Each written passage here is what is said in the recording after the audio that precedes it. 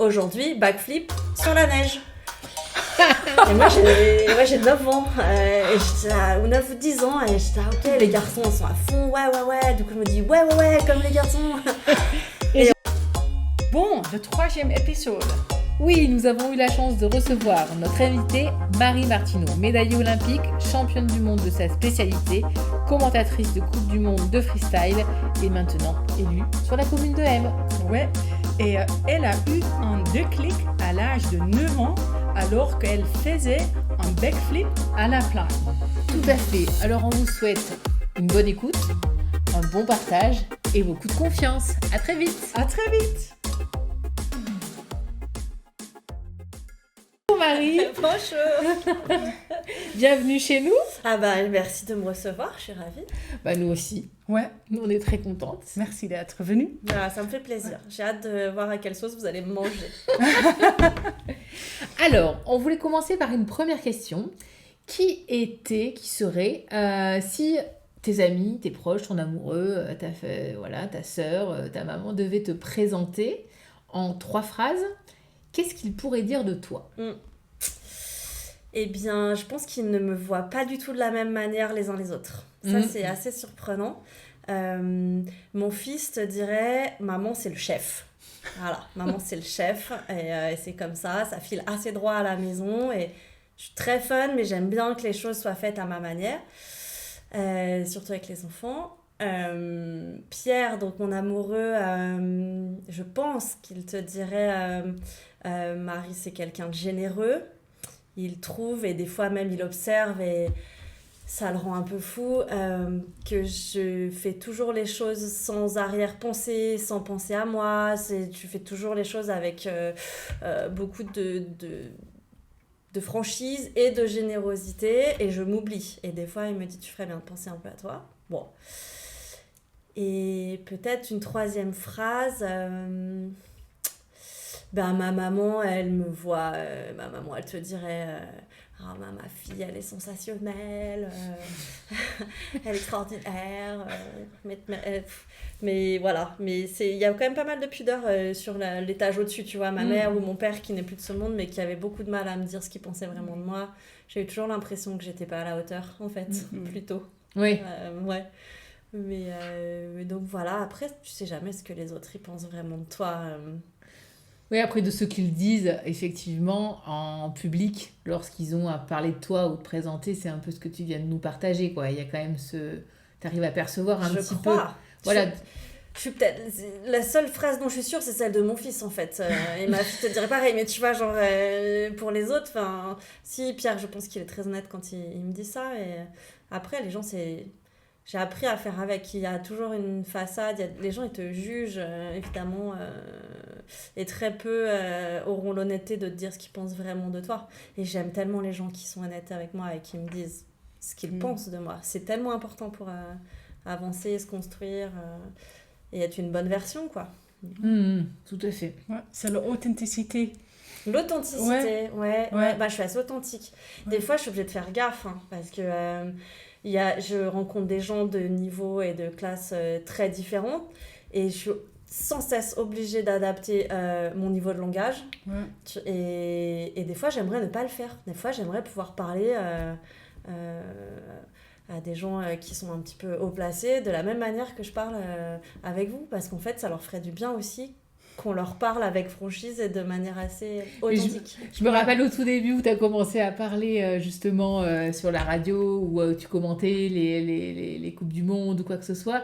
Il y avait tout de suite, je reconnaissais justement ton franc-parler. Ouais. Tu vois, c'est hyper spontané, où justement je voyais dans les parties filmées, où je voyais le regard de certains journalistes qui étaient là, ah bah Marie elle y va, donc, mais il y avait quelque part comme une autorisation après, ça montait un peu crescendo. Mais alors là je me sens légitime à le faire, parce que c'est le sport et que c'est mon milieu et que comme j'ai des médailles olympiques autour du cou, bien malin celui qui viendrait m'expliquer que je devrais pas commenter comme ça ou le faire comme ça, et 2 parce que j'ai retrouvé un peu, c'est ma première reconversion après le sport, Et je trouve que ça a du sens que si tu es vraiment authentique. Même à RMC, c'était même l'idée. L'émission dans laquelle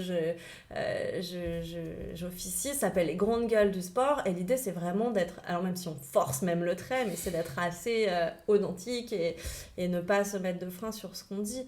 Et ça fait du bien. Combien de fois j'ai reçu des petits messages genre merci de ne pas faire de langue de bois et tout. À ce niveau-là, à ces endroits-là, je trouve que c'est assez facile de ne pas en faire. Ouais. Et ça te ressemble, en fait. C'est Aussi, gentil. c'est pour ça. C'est bien. Bon, on a la question de notre podcast et ça c'est quel a été le déclic dans ta vie qui t'a permis d'oser changer la vie? C'est une super question. Je pense qu'il y en a un tout premier de déclic quand je suis vraiment petite. J'ai 9 ans et je suis au club des sports de La Plagne. Je veux absolument faire... On est post-Albertville 92 et je veux absolument faire du ski... alors à l'époque, on n'appelle pas ça freestyle, c'est du ski acrobatique, des bosses et du saut. Et on a un coach qui arrive, qui est tout nouveau, qui a 20 ans, qui est tout jeune. Il se trouve que c'est Grégory Guénet qui est devenu le coach des équipes de France et qui derrière m'a suivi toute ma carrière. Mais à ce moment-là, c'est un gamin de 20 ans. Et il nous apprend à faire des backflips au trampoline, qui est tout le temps avec nous sur la toile. Il saute avec nous sur la toile et il nous fait faire les saltos arrière. Et on fait, et on fait, et on répète. Jusqu'au jour où, le matin, on arrive au club et il nous dit... Aujourd'hui, backflip sur la neige. Et moi, j'ai 9 ans, ou 9 ou 10 ans, et j'étais ok, les garçons, ils sont à fond, ouais. Du coup, je me dis, ouais, comme les garçons. Et j'ai peur. Et un peu, j'ai peur, oui. Et il a shapé, il a construit une petite rampe de saut, comme pour les grands, comme pour le saut acrobatique, mais en petit, juste pour nous. Et on a tous entre 10 et 12 ans, 13 ans. Et le tout premier, je me lance... Et il me dit, bon Marie, tu fais bien comme au trampoline, tu lèves tes bras, tu attrapes tes genoux, quand je te dis hop, tu entends hop, tu dégroupes, tu lâches tes genoux, tu vas poser sur les pieds. Ah, la machine à café. Ouais. On laisse le faire, on n'oublie pas la prochaine fois. Ouais, tout à fait. Ouais. On avait tout fait. C'est bon, c'est parce qu'elle était un peu... on est... Ok, t'es là, c'est bon, c'est que t'es là, ça va. Alors attends, je reprends. Donc c'est le matin et il nous dit, le coach nous dit bon aujourd'hui backflip sur les pieds et sur la neige. Ok, donc on arrive. Il a créé ce petit saut exprès pour nous, qui est une copie d'une rampe de saut acrobatique de grand, mais pour les petits. Et il me dit bon Marie, comme d'hab au trampoline, tu lèves les bras, tu groupes tes jambes. Quand tu entends hop, tu dégroupes tes jambes et tu vas poser sur les pieds. Je suis en haut au départ et lui il est juste à côté du saut, donc il y a 20 mètres qui nous séparent. Je dois prendre l'élan, arriver sur le saut, faire comme il a dit, et évidemment j'ai beaucoup de stress et j'ai peur et en même temps j'ai trop envie d'y arriver. Et c'est quelque chose dans le backflip, il y a un vrai truc, je le remarque chez les gamins maintenant, il y a un vrai truc de réussir à passer la tête en bas comme ça et faire un tour. Et je pars, je lance bien mes bras. Et en fait, j'oublie de grouper, donc je me retrouve en l'air comme ça, un peu à plat dos, avec mes bras en l'air. Et là, il y a une fraction de seconde où je me dis, je vais me faire hyper mal, genre je vais mourir. Et en fait, Greg, qui est à côté du saut, m'attrape, je dois faire 25 kilos, il m'attrape et il me pose. Et en fait, tu vois, il ne se passe rien, je me fais pas du tout mal. Et là, je vous parle de déclic, ça me fait des frissons. Ce jour-là, il m'a donné toute sa confiance. Ouais. Derrière, j'étais invincible. Je suis remontée. Il m'a dit, Marie, attrape bien tes genoux et tout. Je suis remontée, j'ai levé les bras, j'ai attrapé mes genoux, ça a tourné, j'ai entendu, hop, j'ai ouvert mes yeux. En même temps que mes genoux, j'avais les yeux fermés, quoi. Mais j'ai fait exactement comme il a dit. Tu vois, confiance. Mais confiance. J'ai ouvert... Et j'ai posé sur les pieds. Et là, je me suis mis à pleurer de joie. J'avais jamais pleuré de joie de toute ma vie. Je savais pas qu'on pouvait pleurer de joie, d'émotions positives. Pour moi, pleurer, c'était... Jusque-là, c'était quand t'es triste ou quand t'as pris une fessée. Et là, donc c'est un déclic parce que je pense qu'inconsciemment, j'ai compris que si je l'écoutais, si je lui faisais confiance, il savait. Et il pouvait me faire des choses que moi-même, je pensais pas être capable de faire. Et donc, ça m'a suivi. Il m'a suivi... toute ma vie. Il y a eu des entrecoupures, mais en tout cas, il était à mes côtés sur mes 2 Olympiades. Et ça a duré. C'est ce mec qui se mettait sur le coping, donc le côté du pipe, et il mettait une petite boule de neige. Il me disait là, la courbe, elle est parfaite. C'est là qu'il faut faire ta figure. Dès que j'ai eu à apprendre une nouvelle figure. Ah, oui. Et tu vois, ce truc, et donc c'est la confiance. Tu l'as Ouais, bien mais dit. complètement. C'est la confiance en moi, mais surtout aussi en les autres. Et ça m'a jamais plus quittée. Et je crois que c'est un trait de caractère chez moi. J'ai confiance en les autres. J'ai eu confiance en mes enfants très très petits, en leur donnant des responsabilités et en leur faisant confiance. Et donc du coup eux-mêmes ont cultivé cette confiance en eux. Si maman elle te fait confiance, c'est que tu en vaux la peine. Et donc j'ai trouvé que c'était assez positif. J'ai toujours confiance avec les gens avec qui je travaille.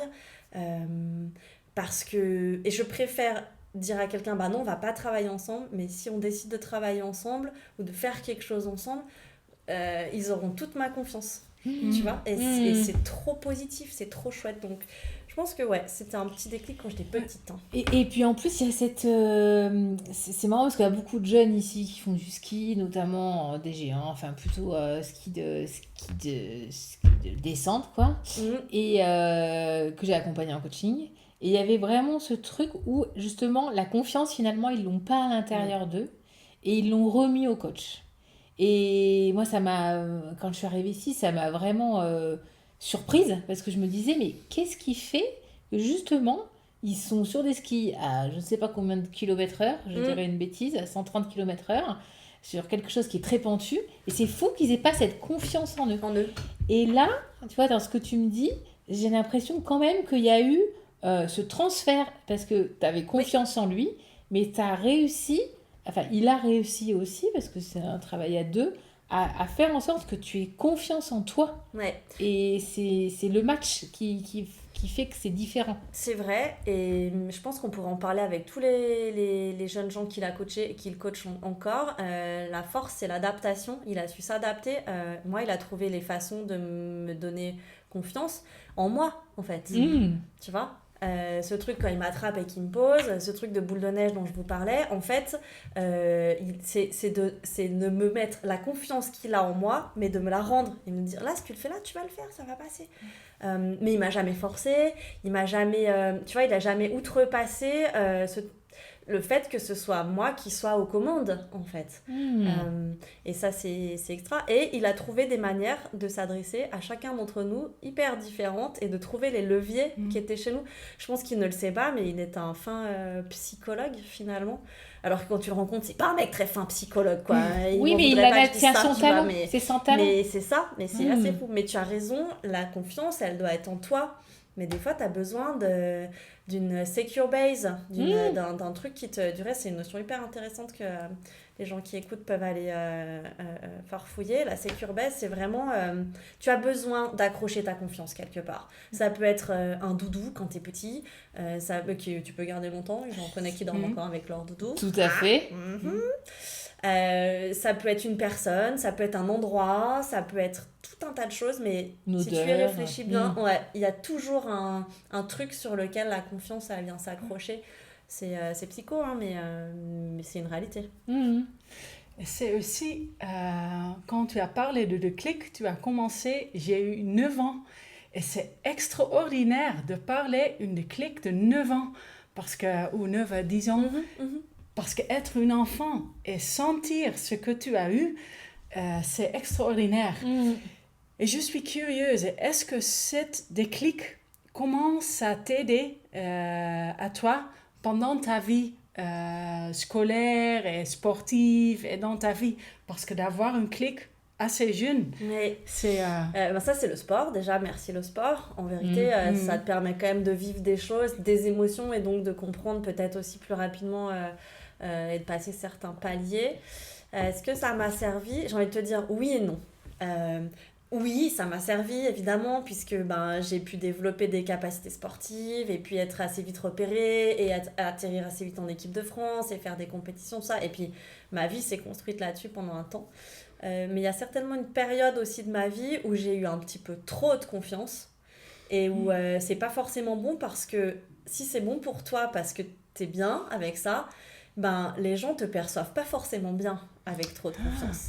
Il y a encore beaucoup de gens qui, quand ils sont face à quelqu'un de très confiant ou de très positif, ou ça fait écho à leur propre manque de confiance à eux, et sans faire de psychologie de bas étage, mais du coup, il y a plein de gens pour qui c'est très désagréable d'être en face de quelqu'un qui pue la confiance. Parce que ben, tu te dis, mais pourquoi moi, j'arrive pas forcément à me transcender ou à faire les choix que je devrais faire. Donc, il y a quand même beaucoup de gens à qui ça déplaît, et ils te le font savoir. Et à l'adolescence, c'était plus dur. Et ça déplaît, donc en protection, en mode psychologie, ils vont attaquer. Oui. Donc c'est là où ça devient désagréable pour toi. Bah oui, ils vont attaquer, ou ils vont, tu vas te faire comprendre que t'en fais trop, ou que tu es trop exubérant, ou que tu es trop... je pense que j'en ai bien souffert quand j'étais adolescente, mais ben, ça m'a construite. Je vais te dire, oui, j'en ai chié pour parler poliment, et j'oublie pas, et c'est des trucs qui m'ont marqué, mais ça m'a aussi permis de grandir, de faire avec, d'être qui je suis, et ça m'est toujours resté accroché quand même, le fait de toujours vouloir faire, construire, bâtir, prendre cette confiance, me dire le challenge, tu vois, me dire, tiens, je vais recommencer à skier, ça fait 7 ans que j'ai pas skié, je tiens une boîte de nuit à Montalbert, tu t'en souviens très bien, et de me dire... Ouais, je vais recommencer à skier, je vais aller aux Jeux Olympiques. Tu vois, là, ma mère, elle me connaît, on en parlait au tout début, elle savait que j'irais. Les 3/4 des gens, ils ont dit, elle siphonnait, quoi. Elle a fait la fête pendant 7 ans. C'est ça. Et elle va remonter sur des skis en mode haut niveau. Ouais. Et là, ça a été un autre déclic qui t'a... Est-ce qu'il y a eu justement un autre déclic à ce moment-là qui t'a fait switcher justement dans ta décision de te remettre sur les planches? Oui, alors il y a des raisons cumulées. Il y a le fait que je perde ma meilleure amie qui s'est tuée dans un halfpipe, qui était canadienne, et qui m'avait, la dernière fois que je l'ai eu au téléphone, m'avait dit il faut que tu reviennes.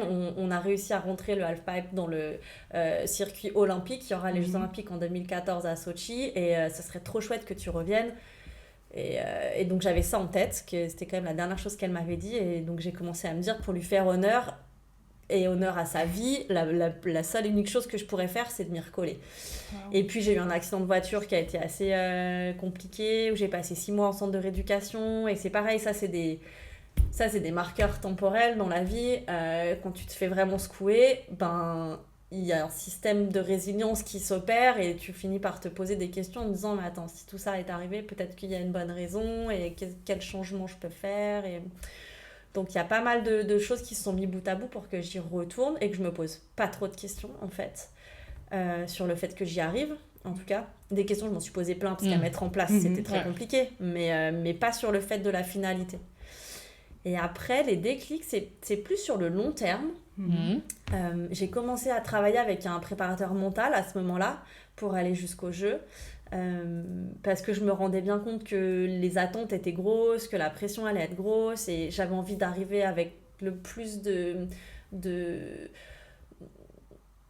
j'avais envie d'avoir mis le plus de chance de mon côté. Donc tu vois, comme je savais que je revenais de loin, que j'étais plus vieille que les autres, que j'avais une hygiène de vie assez compliquée pendant des années, j'avais une césarienne, donc voilà, t'avais eu ton bébé, et t'avais, avant de t'arrêter, t'avais été championne du monde, t'avais ton tes globes de cristal. Et donc là, tu repartais pour aller faire un podium aux Jeux Olympiques pour la première année où de l'entrée de ma discipline. La discipline rentrait au JO. Et j'avais une année de Coupe du Monde pour faire les points et me qualifier et avoir le droit d'aller aux Jeux. Et donc, je me suis très vite dit, ok, j'ai besoin de mettre toutes les chances de mon côté, donc il faut que je travaille mon physique. Donc, j'ai eu un préparateur physique. Le ski, donc j'ai réappelé Greg et j'ai recommencé à m'entraîner avec Greg. Et le mental, je me suis dit, je vais avoir besoin de support. Et donc c'était chouette, j'ai trouvé un préparateur mental avec qui ça matchait bien, Éric Pession pour pas le nommer, qui était sur Albertville à l'époque, et donc on a commencé à travailler ensemble, et donc c'est pas un déclic, mais c'est un travail au long terme où petit à petit, plus je performais et plus je me suis rendu compte que je performais parce que j'étais heureuse, parce que j'étais un humain heureux, parce que ma vie elle était cool, parce que j'arrivais à piger tout ça et à le prendre en mode quelle chance j'ai de pouvoir recroire à la compétition et espérer faire quelque chose au jeu et y avoir une équipe qui me suit. Et puis je dirais même, il y a un choix conscient.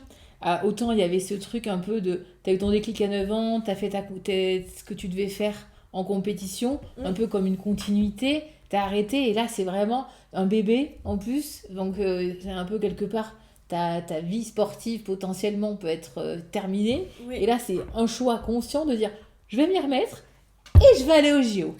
Oui, de base c'était ça, je vais m'y remettre et je vais aller au JO.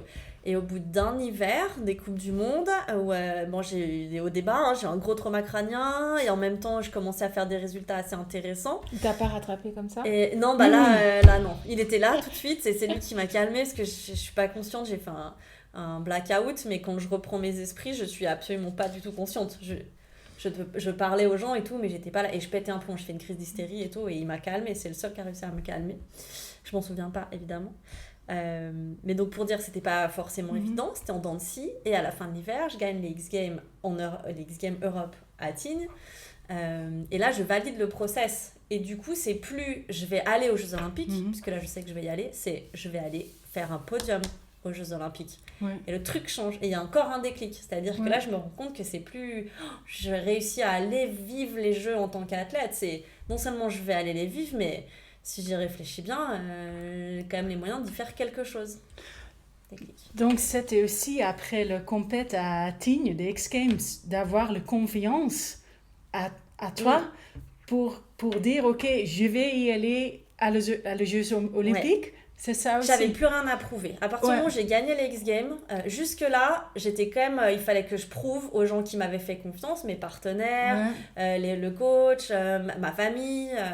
On a revendu le bar. Je veux dire, tout le monde a dû épouser mon projet. Et jusque-là, je devais prouver que ils s'étaient pas trompés. Je gagne les X-Games, là j'avais plus rien à prouver à personne, et donc j'étais sur l'autoroute des jeux et du kiff, et voilà.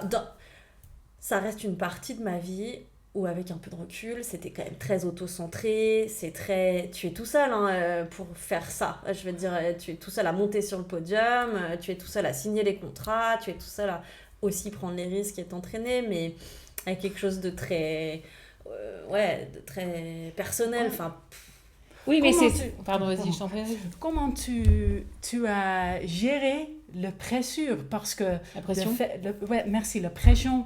Parce que de faire de sport à haut niveau, pour refaire le sport à haut niveau, et tout ce que tu as dit, qu'est-ce que tu fais pour enlever... Pour enlever la pression?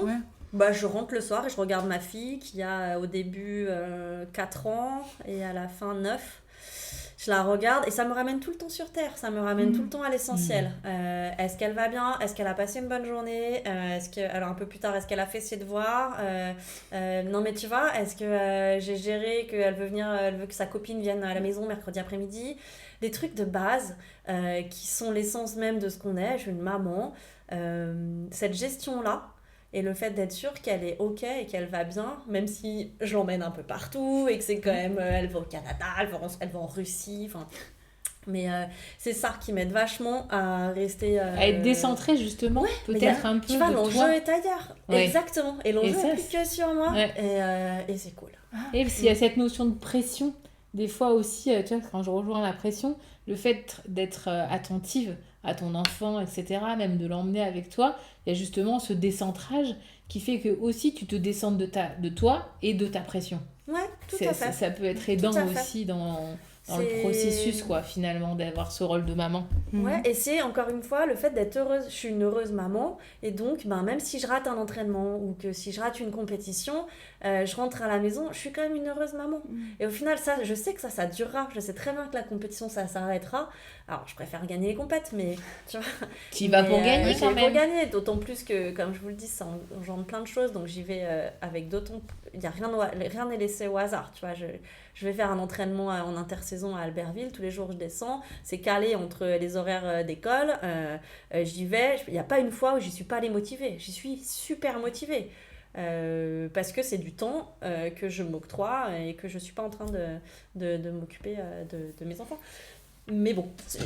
Ouais, je me rappelle de cette phase quand je t'avais croisée où je me disais, mais oh là là, dis donc, de se remettre à faire puis même dans l'engagement. Enfin, je veux dire, tu vas pas faire du vélo sur route, quoi.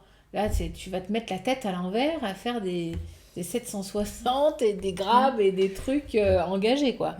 Et aussi, ça m'intéresse parce que souvent, avec de pro-athlètes, ça peut être de skieuses ou de danseuses, il y a beaucoup, après d'avoir un enfant, surtout pour la maman, la carrière, c'est fini. Surtout à l'époque. Oui, surtout à l'époque.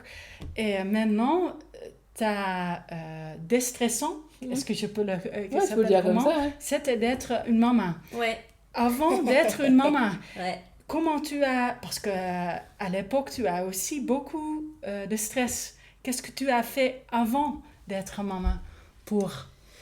Ben, en fait, dans ma première carrière, quand j'étais à un haut niveau avant d'avoir Mélie Rose, c'était beaucoup moins, on attendait beaucoup moins de nous. Le ski freestyle, comme je l'ai connu, il y avait plus de place sur les podiums que de filles au départ des compétitions. Il y avait plus de place dans les différents teams de sponsors que de filles sur les compétitions et en saison. Donc en fait, j'ai jamais trop eu besoin de me mettre la pression. J'avais jamais trop connu la pression, tu vois. D'accord. Et on était à mon niveau, on était 3, 4, peut-être 5 et suivant les jours des unes ou des autres, on tournait et c'était un coup l'une qui gagnait l'US Open, un coup moi, un coup une autre, mon amie Sarah qui s'est tuée après, la Canadienne. Mais donc tu vois, j'avais jamais trop vraiment connu la pression. Comme tu peux l'entendre quand tu es au départ d'une Coupe du Monde qui a 30 minutes et qu'il faut rentrer dans les 8 pour te qualifier en finale et que c'est plus dense. Donc je ne l'avais pas trop connu. Mais par rapport à ce que tu dis sur le fait que d'avoir des enfants, ça a été mal perçu pendant très longtemps, c'est vrai, pendant très longtemps, mais ça a changé, c'est encore en train de changer. Et c'est super, et c'est la force de l'exemple. Alors, le mien, il y en a plein d'autres. Marie Dorin, qui a été championne du monde 6 mois après avoir accouché, en biathlon en plus. Donc, tu vois, il y a vraiment une notion d'entraînement très, très régulier pour entretenir une certaine endurance, forme. Et il y en a plein d'autres. Là, il y a Chloé Trespeuch qui vient d'avoir un petit gars et qui a repris. Là, elle a fait une Coupe du Monde. Ça faisait 3 mois qu'elle avait accouché. Les coachs et les staffs ont été vachement plus sensibilisés au fait que déjà, il faut être heureux pour être performant. Oui. Une femme, il n'y a pas de généralité, mais souvent ça passe par le fait de ne pas se mettre de contraintes sur sa vie perso et donc de devenir maman. Si elle en a envie en tout cas. Donc c'est plus aussi compliqué qu'avant. On te met pas de côté si tu commences à dire que tu as des envies d'enfant. Au contraire, on t'accompagne en se disant ok, comment on l'intègre dans ta saison, dans ta carrière, comment on va travailler tout ça pour que physiquement ce soit le moins impactant possible. Et après mentalement, ça y est, on commence à comprendre que justement on est 2 fois plus forte quand on a mis un enfant au monde. C'est comme ça, en vrai. Mais complètement. Wow. Et puis c'est marrant même, là je dirais, je vois même ça a une incidence également sur les hommes. Je voyais au biathlon, il y a, je n'ai pas du tout la mémoire des noms, donc désolée. C'est pas mon métier, moi. Johannes Beu, je crois qu'il y en a un, il venait d'être papa, et donc il fait un podium, et le premier truc qu'il dit au micro, c'est ah mais je suis trop content parce que je suis papa. Et on voit en fait que limite c'est relayé au second plan derrière le titre en fait. Et ils osent aussi, les hommes maintenant, le mettre en place. Alors ils n'ont pas du tout cette... c'est moins impactant physiquement. Physiquement, il n'y a rien qui se passe. Il y a de la fatigue. Hein. Il y en a un, il disait justement, en fait, je ne dors pas. Là, c'est ça. Je ne dors pas, oui. Okay. Et donc, ça a une incidence forcément sur les états.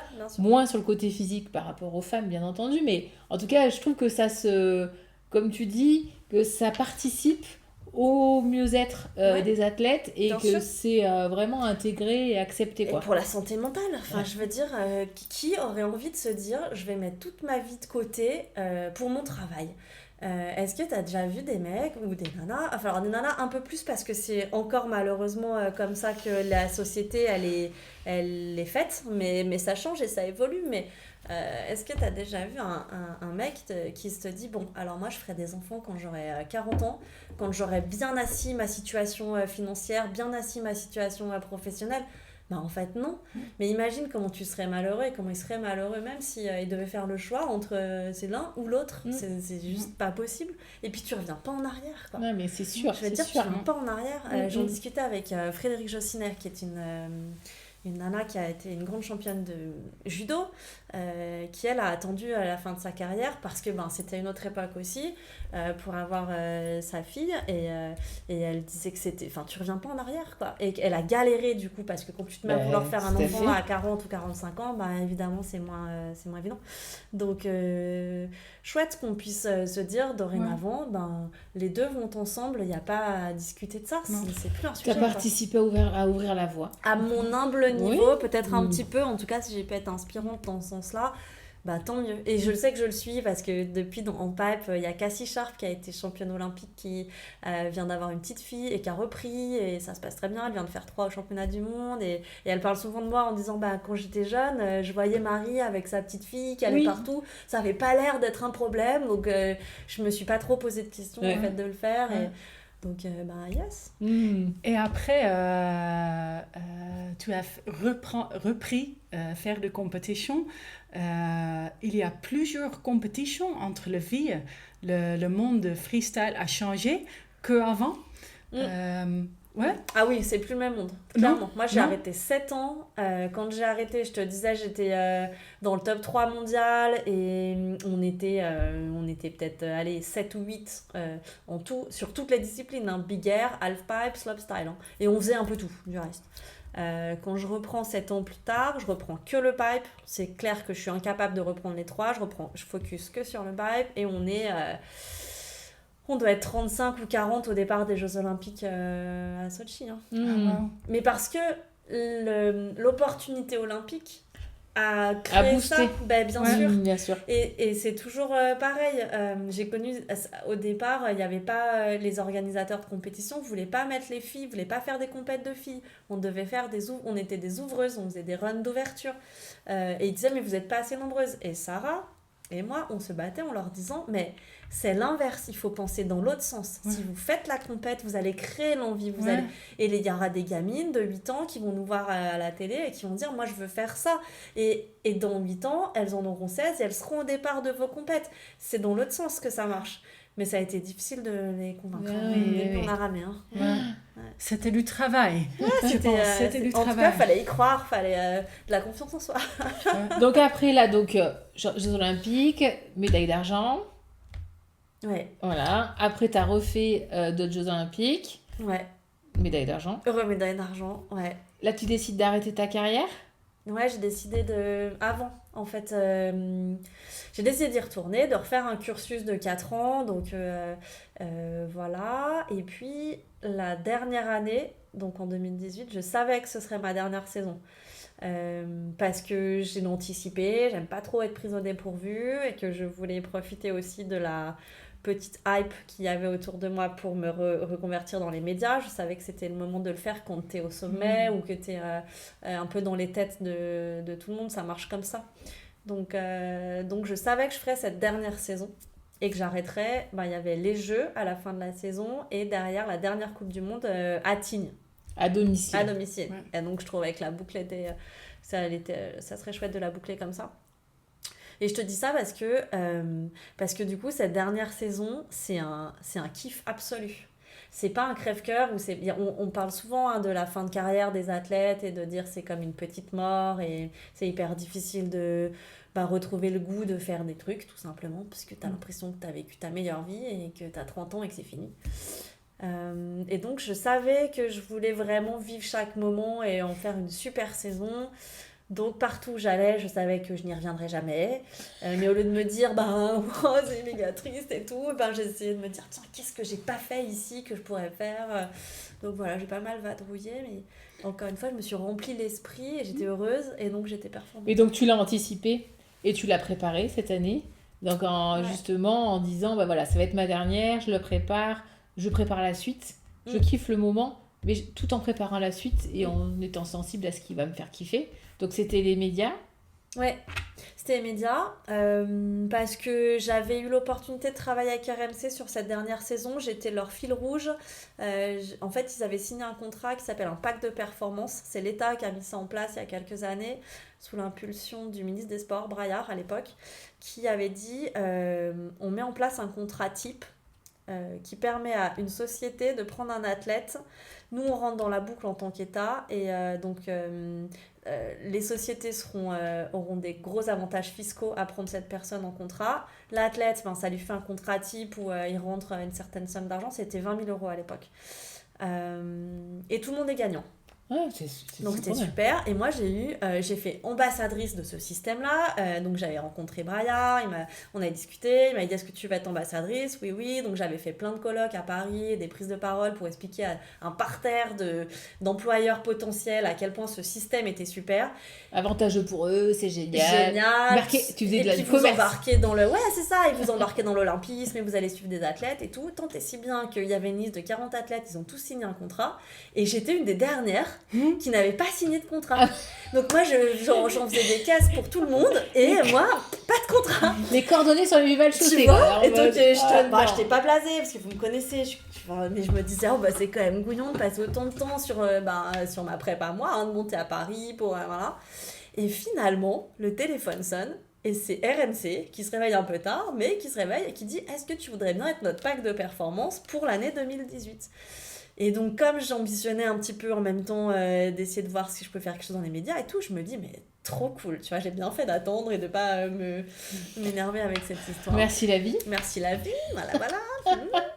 Et donc, je signe avec RMC et... Donc je leur fais un fil rouge dans le Moscato Show, régulièrement ils m'appellent, je suis un coup à droite, un coup à gauche, et je leur dis où on est l'équipe de France de ski à la veille des Jeux Olympiques, quoi. Et puis voilà, on fait les Jeux, il se passe ce qui se passe, puis au printemps, je rappelle la personne qui s'occupait de moi, Ludo Longuet, et je lui dis, tiens, qu'est-ce qu'on fait? Le contrat est fini et moi j'aimerais trop essayer de voir si je peux me reconvertir dans les médias. Et lui il me dit écoute, c'est drôle, on a fait une réunion il y a 2 semaines où on faisait un peu le point pour la rentrée. Les rentrées dans les médias c'est en septembre. On faisait un peu le point pour la rentrée. Ça te va, on te fait faire des tests cet été, on aimerait bien te mettre dans les grandes gueules du sport, on trouve que t'as un peu la gouaille et tout.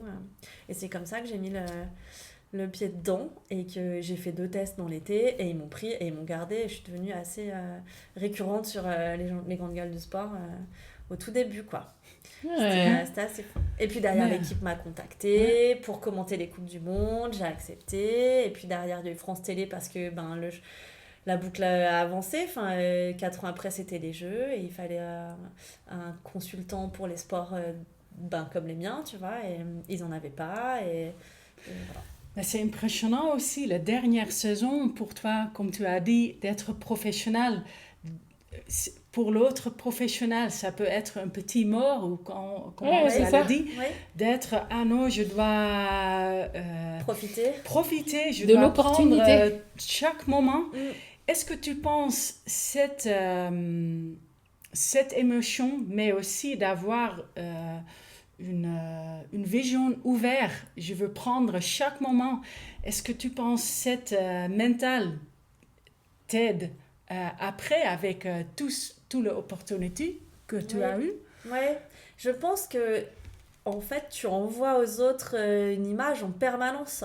Et le fait de moi-même me positionner comme ça et d'être super dans la joie, en fait, tout simplement, et dans le plaisir, et bien les gens que j'ai croisés au fur et à mesure, ils ressentent ça. Et donc, certainement que pour la suite, ça a marché. C'est-à-dire que quand je dis j'ai eu RMC au téléphone et que Ludo me dit on était en réunion il y a 2 semaines, il était en réunion avec des gens qui ne m'ont pas croisé, mais qui m'avaient vu en interview ou qui ont dû ressentir ça et qui se sont dit... Ok, c'est tentant, on a envie d'essayer en tout cas. Donc oui, je pense que c'est la résultante un petit peu de ça. Et en tout cas, vraiment, il y a ce fil rouge quand même de confiance, comme tu dis, depuis ce déclic que tu as eu à 9 ans, qui t'a permis à chaque fois de passer des steps, quoi, de dire ok, là j'arrête, je monte ce projet boîte de nuit, là je m'y remets, il y a les JO, j'ai un enfant, c'est pas grave, hop, là derrière je me reprojette, tiens, qu'est-ce que j'ai à l'intérieur de moi, j'ai trop envie d'aller travailler dans les médias. Ça aurait pu être autre chose, mais en fait, c'était ce que tu avais écouté. À ce moment-là, ouais. À ce moment-là. Ouais. Et puis ensuite, il y a eu la politique, un peu. Oui, tout à fait. Non, en parallèle. Écoute, c'est que le truc que je me répète souvent, c'est la vie a un plan. Et ça, j'ai commencé à le comprendre en travaillant avec mon prep mental, justement, donc 2013. La vie a un plan. En fait, et à partir du moment où tu te répètes ça et que tu te positionnes en mode ok, ça va bien se passer parce que c'est pas vraiment toi qui as les cartes en main, et ben j'ai encore une histoire de confiance en la vie, tu vois, et de te dire il va se passer ce qui est bon pour moi. Et j'essaie toujours de demander à la vie de m'envoyer le truc qui est bon pour moi. Et donc pour bifurquer sur la politique, c'est vrai que donc, cette activité de médias, c'est les week-ends principalement, et c'est relativement bien rémunérateur, donc je me retrouvais avec du temps la semaine, et du temps plutôt ici. Et donc j'étais allée voir la mère d'Anne, Corinne Méroni, en lui disant est-ce que ça t'intéresserait que j'intègre ton équipe ? Et elle était en pleine campagne, plus ou moins, enfin tu vois, on devait être à 6 mois des élections, et donc de me dire oui, carrément. Je lui dis, moi j'aimerais juste me rendre utile, je suis là la semaine, j'ai du temps. Et je pourrais me rendre utile pour le bien commun, quoi. Et puis c'est chez moi, je suis un saumon, moi je suis allée partout, mais je reviens tout le temps à M, tu sais. C'est un saumon. Mais oui, il n'y a rien à faire, je sors de Villette, là, pouf, ça se rouvre, et je suis là, oh, mais ici, mais c'est juste le plus beau pays du monde, bref. Donc je lui explique ça, elle me dit oui, avec plaisir et tout. Donc je l'ai un peu accompagnée sur la campagne, sur toute la dimension plutôt réseaux sociaux. Et puis elle a été élue, et elle m'appelle le soir et elle me dit écoute, j'aimerais te proposer, j'aimerais faire de toi une adjointe. Ça veut dire que tu as des responsabilités un peu plus que si tu es juste conseiller municipal et que tu viens siéger au conseil. Là, tu vas avoir des dossiers, des choses à suivre et tout. Je dis oui, d'accord, mais on parle de quel ministère, on parle de quoi? Et elle me dit je te verrais bien si t'en es d'accord, sur le sport évidemment, ça fait sens, et dans la communication. Alors j'ai dit très bien, banco, d'accord. Donc c'était super. Tes deux passions, entre guillemets. Tu aurais pu faire la jeunesse aussi, mais tu l'as gardée pour tes enfants. Ouais, déjà. Et puis il y a un conseiller délégué à la jeunesse. Mais en tout cas, encore une fois, c'était un peu gonflé parce que c'était un peu de la confiance quelque part, d'aller lui dire, elle est mère, tu vois, d'aller lui dire j'aimerais bien me mettre à ton service. Mais je trouvais ça chouette. Et puis je me suis dit, elle est d'accord, elle veut, c'est super. Elle veut pas, c'est pas grave, je ferai autre chose en fait. Il y a pas je me rends utile là où je suis. Et c'était marrant quand tu m'as... Pardon Suzanne, je t'ai coupée dans ton élan. Quand on te fait parler au téléphone pour que tu viennes là au micro, il y avait ce truc où tu m'as dit la phrase moi j'ose, je me refuse rien. Moi je te dis ça ? Ouais, tu m'as dit ça. Tu as dit moi ce que j'ose en fait... quand j'ai des envies, j'y vais, quoi. Et en fait, comme tu viens de le dire, ça se fait ou ça se fait pas, mais t'y vas. Oui, ça se fait ou ça se fait pas. Mais à l'inverse, tu vois, quand ça fait pas, je suis jamais dans la rancune, je suis jamais dans le... Enfin, tu vois, je ressasse pas, je passe à autre chose. Là, je sais pas si vous avez suivi, mais cet automne, c'était un peu... on m'avait proposé la présidence du comité d'organisation des Jeux Olympiques. Dossier monstrueux, dossier tentaculaire, dossier électrique, dossier pharaonique, plein de beaucoup de choses. Et quand Fabrice Pankouk, le président de la région, m'appelle pour me proposer ça, en une fraction de seconde, je me dis, c'est pas le genre de question où tu dois répondre, attends, je vais réfléchir, je vais voir. Donc je lui ai répondu, oui.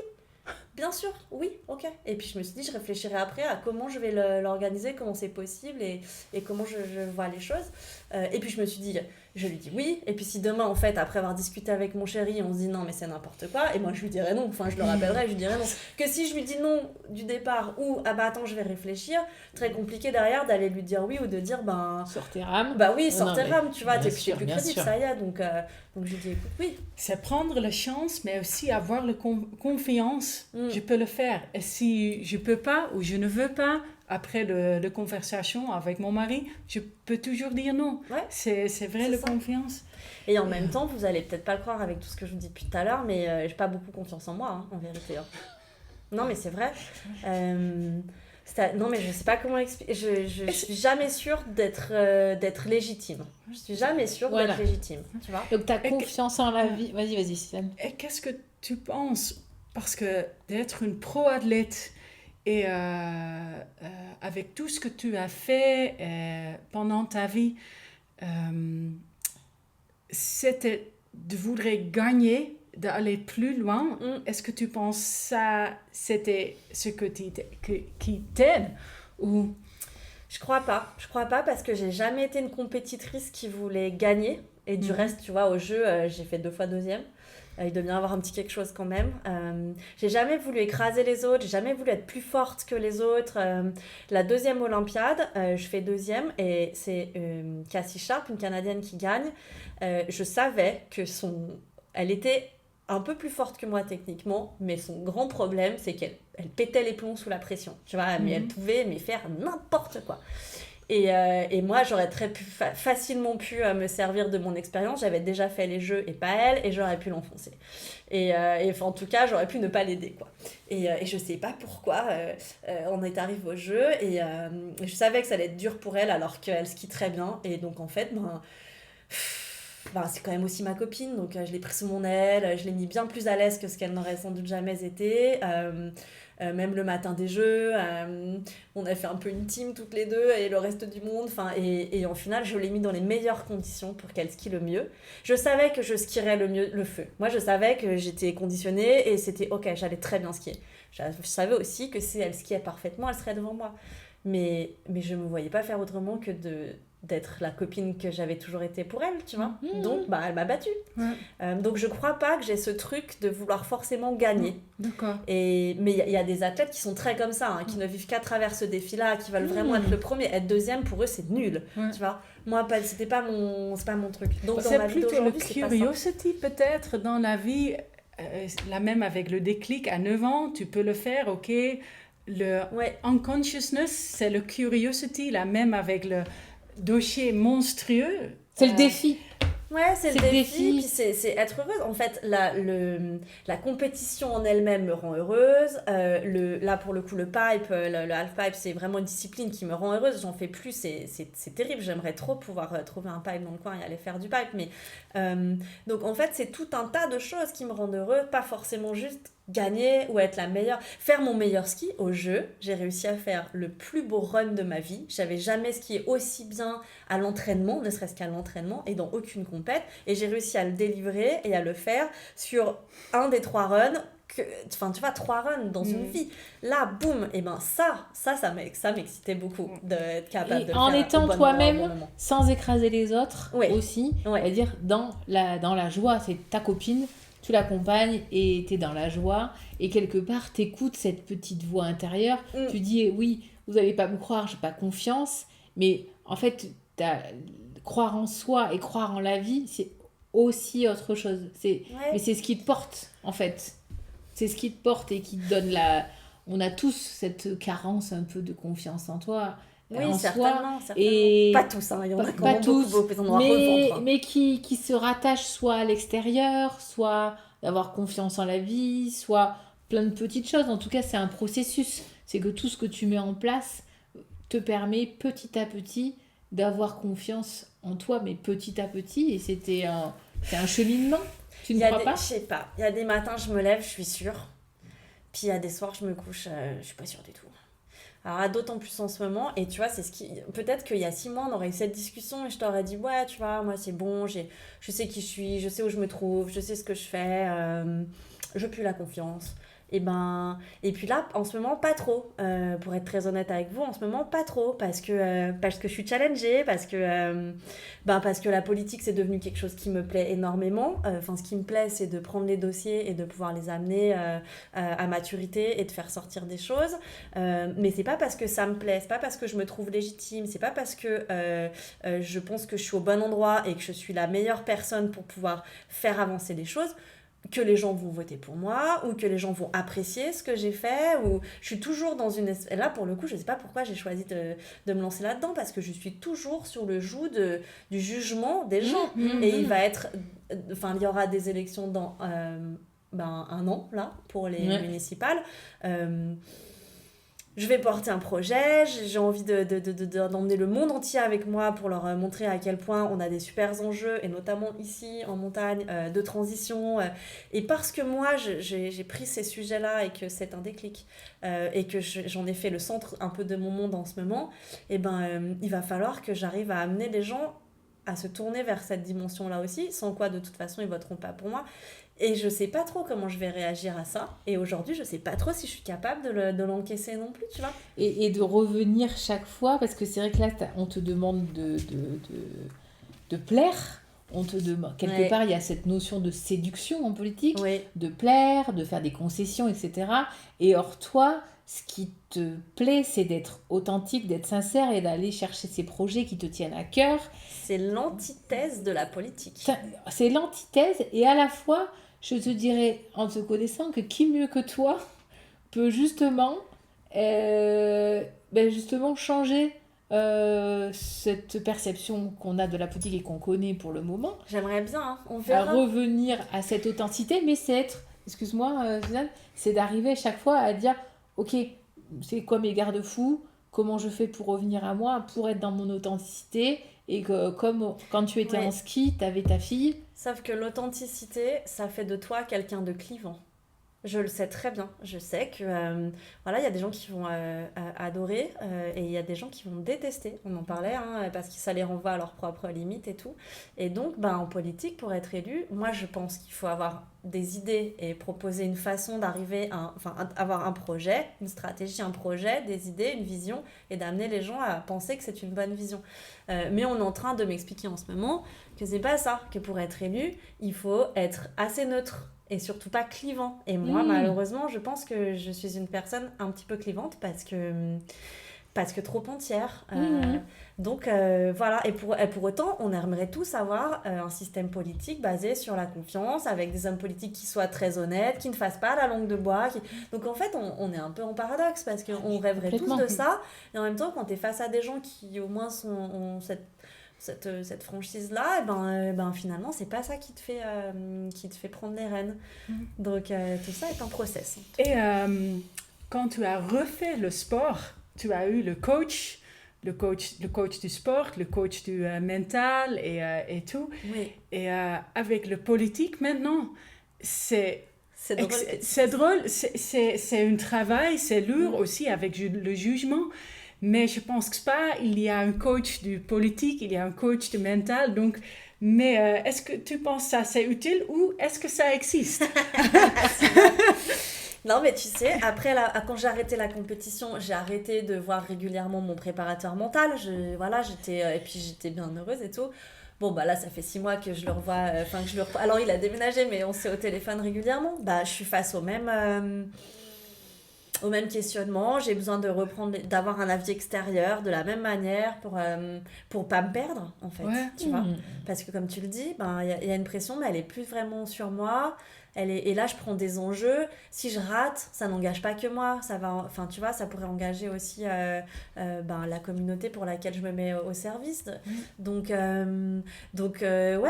je revois mon prep mental. Alors, bon, c'est... Ouais. J'ai entendu une fois, dans le top sport, c'est très rassurant parce que avec le manger, avec le coach mental, avec le coach physique, c'est très organisé.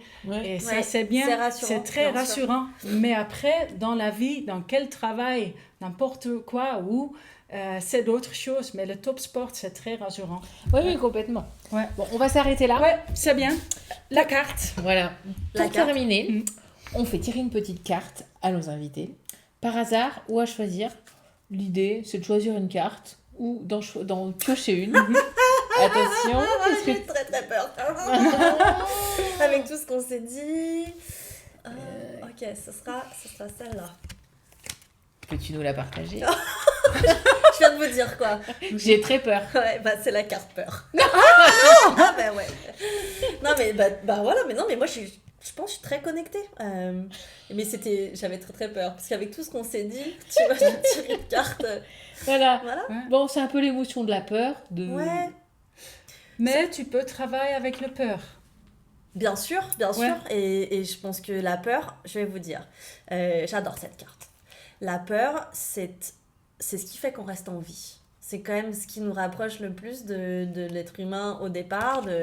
Tu sors pas de la grotte parce que t'as peur. Et c'est parce que t'es dans la grotte que tu es en sécurité. Et quelque part, on doit tous dealer avec la peur. Et c'est un travail de tous les instants.